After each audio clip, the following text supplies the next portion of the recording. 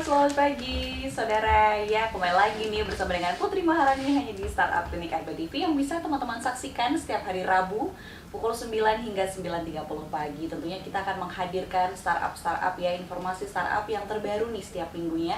Dan kami juga mengundang teman-teman untuk bisa bergabung di 0274 4477 666 atau mau DM di Instagram juga boleh ya, di @rbtv_jogja dan juga di @g45 space ya Mbak Mei ya.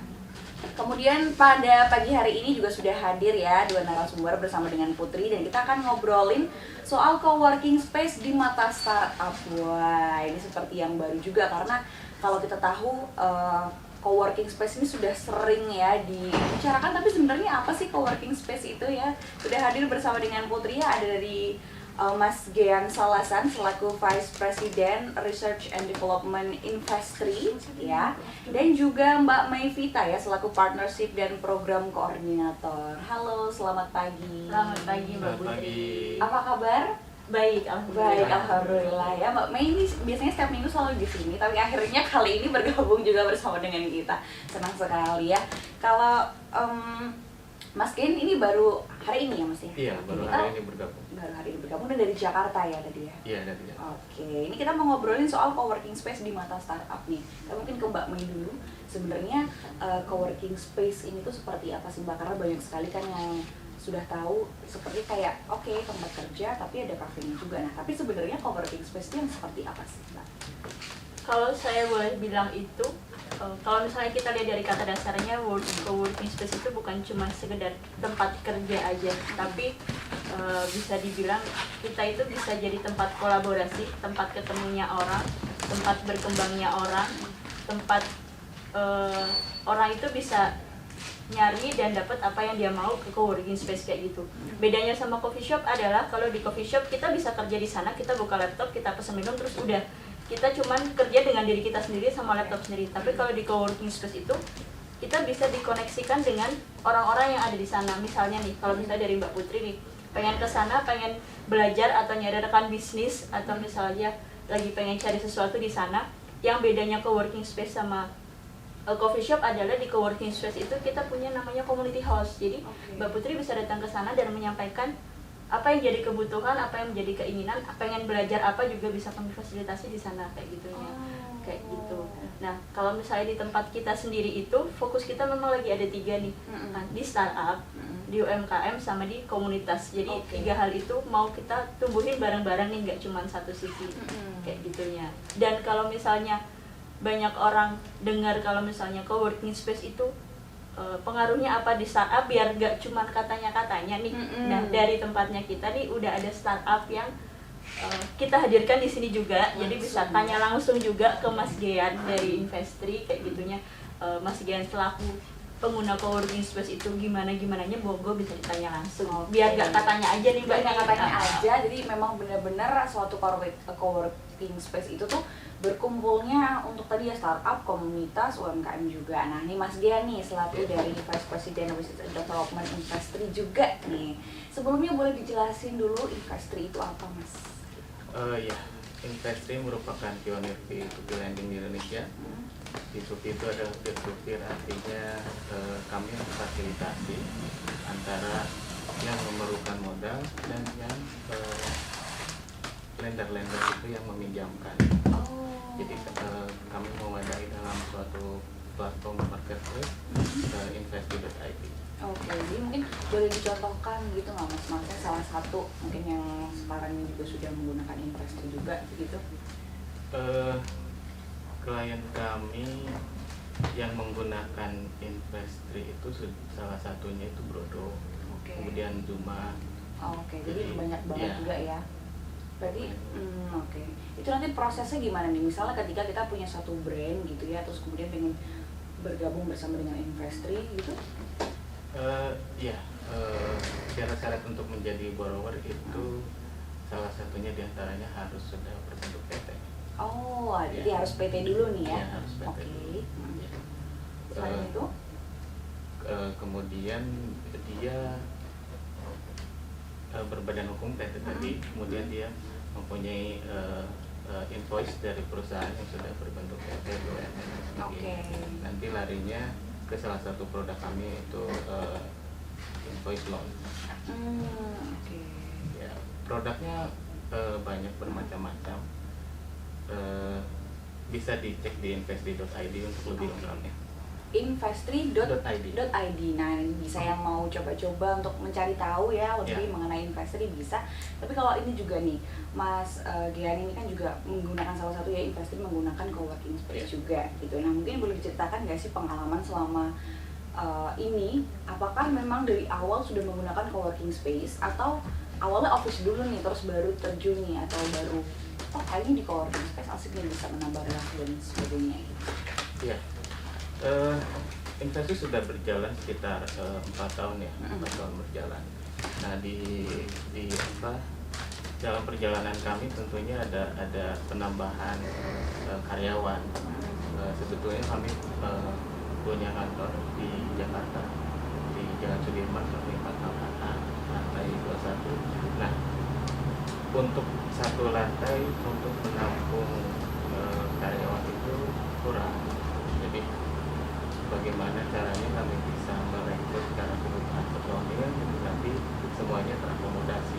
Nah, pilihannya tentu saja ada coworking space.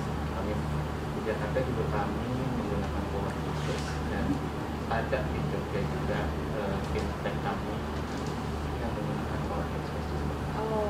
Coworking space-nya berarti di G45 ya. Ini mungkin boleh diceritakan juga nih mengenai G45 karena dari kemarin juga kan relasi-relasi dari G45 gitu ya. Nah, ini apakah memang coworking space ini dibangun oleh G45 juga untuk misalnya Investri dan lainnya bisa datang, bisa menggunakan atau gimana? Jadi kalau G45 itu sendiri sebuah coworking space itu kita punyanya Frontier Group. Punyanya Frontier Jakarta kayak gitu kan. Di coworking space itu sendiri yang tadi Mbak Putri bilang ada cafe juga, ada penyewaan ruangan juga, ada buat tempat event juga, ada buat startup kami yang di sana juga ada kayak gitunya. Dan kita memang membentuk atmosfernya itu bukan sekedar tempat kerja terus atau misalnya tempat misalnya mau makan atau pengen ngecil terus udah kayak gitunya, tapi memang dibentuk biar antara satu lini dengan yang lain itu bisa saling berhubungan gitu, bisa saling terkoneksi, bisa ada komunikasi di sana. Makanya di tempat kita juga selain ada customer, gak harus member yang datang di kita, tapi customer biasa pun bisa datang ke kita, komunitas juga ada di kita, UMKM juga bisa bikin kegiatan di kita. Pun untuk membernya sendiri kita juga ada kegiatan-kegiatan yang biar member itu saling akrab lah, saling kenal kayak gitunya gitu. Nah, itu kegiatan-kegiatan apa tuh Mbak yang untuk akhirnya bisa Investri juga bisa bergabung gitu ya? Itu bagaimana? Kalau untuk tahun ini di Januari kemarin kita ada nyoba di gathering, gitu gathering. Jadi antar member kita yang entah itu nyewa tempat atau memang ada member bulanan, mingguan gitu, kita bareng-bareng di sana, kita makan di sana, kita saling kenal, kita saling share. Terus nanti di bulan ini kita juga ada rencana untuk skill share. Gitu. Jadi dari member kan kerjanya macam-macam nih, misalnya dari Mas Ian programmer, terus ada lagi tempat kita yang dia bekerja di perusahaan luar, dia nge-remote gitu kan, bisa nge-share sama yang lain kayak gitunya. Kayak gitunya. Terus kita juga ada setiap bulan itu demo day.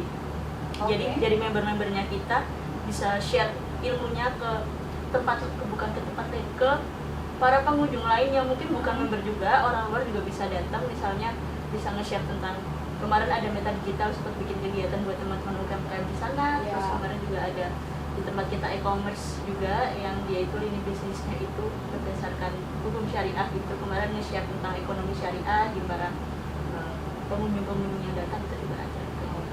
Jadi yang tumbuh itu bukan cuma coworking space, tapi juga kita pengen memberikan efek itu keluar.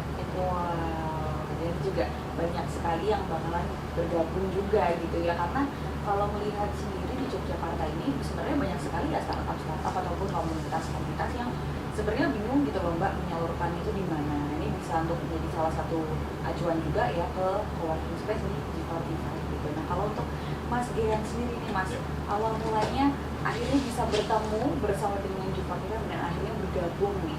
Nah, ini yang pengalaman yang sudah didapatkan aja selama di Yogyakarta gitu ya, bersama dengan G45, bersama dengan Investri juga. Nah, ini bagaimana sih pengalaman gitu? adanya co-working space dengan kantor itu ekosistemnya ya. Kalau di kantor kan kita bertemu dengan rekan-rekan satu company, Iya. kemudian di working hour ya, yang kita ketemu, istirahat ngobrol itu pasti ngomongin kerjaan. Tapi ketika di co-working space karena membernya banyak, jadi ekosistemnya itu terbentuk. Dan keuntungan bagi member juga diantaranya seperti kegiatan-kegiatan yang sudah disebutkan Mbak Mei tadi, menambah wawasan. Oke. Makanya si membernya kan bisa lihat, nah ini di perusahaan sebelah yang co-working space ini berarti tidak apa, kita bisa saling bertukar ide, tidak informasi tentunya Oke. karena rahasia perusahaan. Tapi kita lebih bisa mengembangkan ide, kemudian saran-saran, dan tidak menutup kemungkinan kita bisa juga saling sharing skill. Oke. Artinya ketika kami punya kekurangan di bidang apa, kemudian kami berbincang dengan rekan-rekan lain di ekosistem yang sama, ya tidak sulit untuk mendapatkan pengetahuan. Jadi kalau mungkin ada sedikit hasil yang mungkin sharing-sharing yang selama ini pernah Mas Dian dapatkan gitu ketika mendatangi mungkin sharing-sharing bersama dengan teman-teman dari co-working space itu apa sih? Apakah ini mempengaruhi juga? Oke, seperti ini bisa nih next bakalan develop mau research dan develop tentang industri tapi yang kayak gini gitu. Nah itu ada nggak sih Mas? Kemudian sudah didapatkan sekarang. Kalau di co-working space itu karena kebanyakan anak IT ya, kebanyakan sih lebih ke hard skill. Training misalnya pasar pemrograman apa, menggunakan campaign apa, lebih ke pasar pemrograman. Tapi saya dapat beberapa juga yang lebih ke soft skill, communication skill, kemudian bagaimana mendapatkan passion kegiatan. Jadi ketika kita suntuk dan jenuh itu kita bisa refreshing lagi. Karena biasanya kalau programmer tuh di depan laptop aja gitu ya Mas ya. Dapat soft skillnya komunikasi juga karena kadang-kadang kalau misalnya programmer ini suka gitu ya. Gitu nggak sih Mas? Iya. Dirasakan mungkin itu juga salah satu keuntungan yang didapatkan juga ya dari Mas Dian gitu. Terus apalagi nih Mas untuk pengembangan investri mungkin ke depannya gitu pengen seperti apa sih gitu? Kalau Atau yang lagi dijalankan gitu mungkin research dan development juga kan selaku. Kalau untuk saat ini sih Investri sedang melebarkan sayap di regional. Thailand sudah berjalan. Untuk ke depan rencana ke depannya Filipina dan Vietnam sedang berjalan sekarang. Iya. Terus kalau untuk Mbak Mi nih, melihat dari co-working space sekarang juga sudah menjadi tempat untuk berkumpul relasi-relasi dari startup, komunitas, UMKM juga. Nah ini seperti apa sih Mbak? Mungkin nanti nextnya co-working space ini bakalan apakah nih mungkin ya pendapat Mbak Mi gitu ya? Kantor-kantor yang ada di Indonesia ini mungkin atau di Jogja dulu deh nanti akan dibuat seperti co-working space gitu atau gimana nih Mbak Mi?